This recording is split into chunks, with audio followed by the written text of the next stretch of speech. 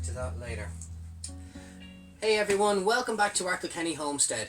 It's now the second week of May and we're ready for our first potato harvest of the year. So I wanted to share with you guys how we did it, and that way you can do it yourselves at home in your own garden and have some fresh homegrown produce right at the start of the season. So let's leave the tomatoes here and go take a look at the spuds.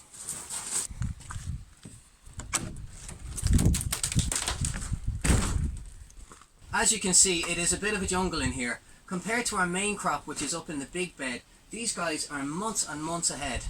They're starting to smother out some of the other crops in here, which is part of the problem. There's French dwarf beans right there, you wouldn't even notice them. Cherry tomatoes here behind me, lost in the greenery. Now we did pull up some of these already out of that corner up there, and they were all a good size, so we can kind of assume that the rest of these now are ready to come up. So let's go ahead, pull them all up out of the ground and see how they turned out. Look. A little bit. These are okay.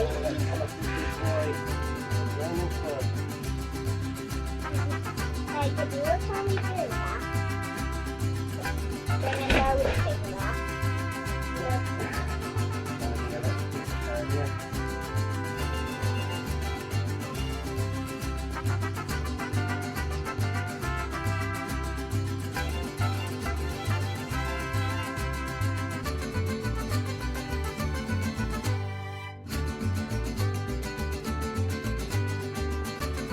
Go on, pull it up.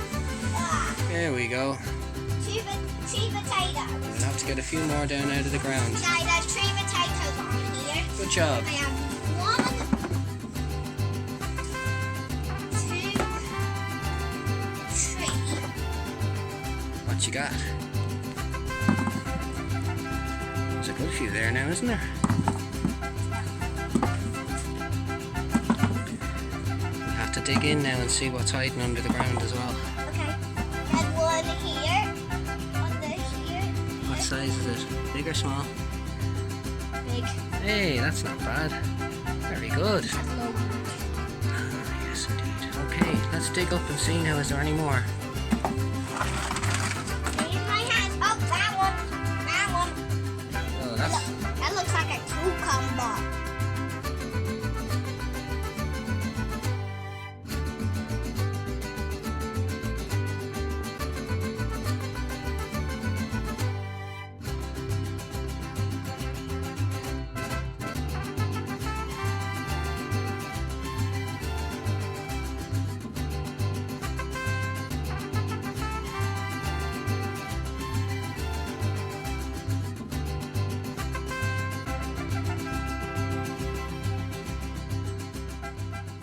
Okay, so that is now the potatoes all up and out of the ground, mostly thanks to the hard work of my little helper, I must say.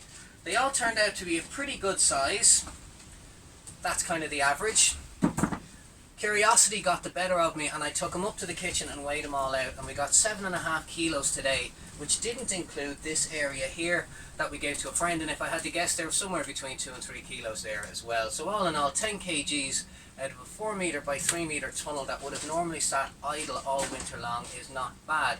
Another bonus of overwintering potatoes in the tunnels is that after you've dug them up, the soil is no longer compacted and it's all nicely loosened up for your next crop ready to go into.